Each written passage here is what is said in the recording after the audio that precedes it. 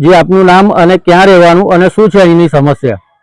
મારું નામ યોગેશભાઈ છે। હું જય મહારાજ સોસાયટીમાં રહું છું અને અમારા વર્ષથી ગટરનો પ્રોબ્લેમ છે, એનો કોઈ નિકાલ આવી શકતો નથી જલ્દી। આ અરજીઓ કરીએ છે છતાંય અરજીઓ આલતાય આનો કોઈ નિકાલ આવી શકતો નથી। કેટલા સમયથી છે આ સમસ્યા? 1 વર્ષથી આ સમસ્યા છે અને આ સમસ્યાનો ઉકેલ જલ્દી આવતો નથી। આ નગરપાલિકાની અંદર અરજીઓ આલીને થાક્યા પણ કોઈ એનો નિકાલ આવતો જલ્દી નથી।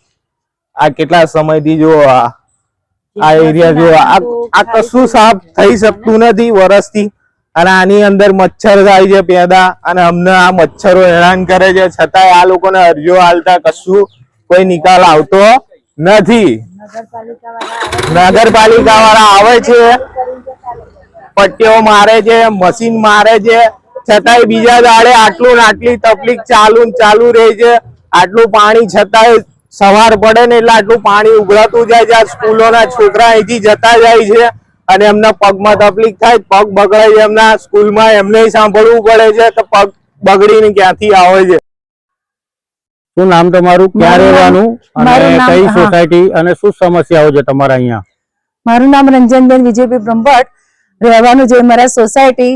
અમારે 12 મહિનાથી ગટરનો પ્રોબ્લેમ ચાલુ છે અને આજુબાજુ જયંબેનગર સોસાયટી છે, જય મહારાજ સોસાયટી છે, પ્લસ આજુબાજુ સ્કૂલ છે। નાના બાળકો ખુલ્લા પગે આવે છે અને જાય છે અને બીમારી અહીંયા ચાલુ હોય છે અને ગટર ઉભરાય છે તો એની ગંધ બહુ ખરાબ આવે છે।